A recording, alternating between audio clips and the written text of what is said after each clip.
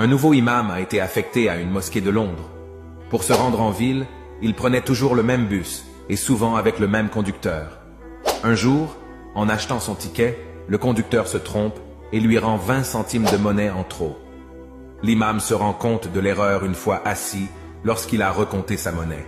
Il s'est dit qu'il devait rendre les 20 centimes au conducteur, puis son nef lui dit que c'est une somme ridicule et que le conducteur s'en moque. L'entreprise des transports en commun gagne beaucoup d'argent et ce ne sont pas ces 20 centimes qui affecteront leur compte. Il s'est dit qu'il pouvait les garder et les considérer comme un cadeau du ciel. Arrivé à son arrêt, l'imam se lève et change d'avis. Et avant de descendre, il va voir le conducteur et lui rend les 20 centimes en disant « Vous m'avez rendu en trop ». Le conducteur sourit et lui dit « Vous êtes le nouveau imam de la mosquée, n'est-ce pas ?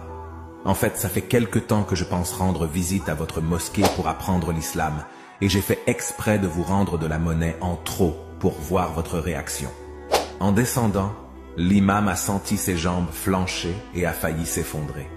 Il se ressaisit en s'appuyant à un poteau, puis il regarda le ciel les yeux en larmes. « Oh Allah, j'ai failli vendre l'islam pour 20 centimes. » La morale, les musulmans hors de la terre d'islam, vous êtes en première ligne, des ambassadeurs de l'islam. Peut-être que vous êtes la seule et la première image concrète de l'islam pour beaucoup de non-musulmans. Soyez à la hauteur, ne déshonorez pas la Oumma de Mohammed, paix et salut sur lui. N'oubliez jamais qu'à travers vous, on fera, malheureusement, le procès de l'islam. Faites ce que vous pouvez faire selon les recommandations de l'islam, aussi peu qu'il soit, mais faites-le bien.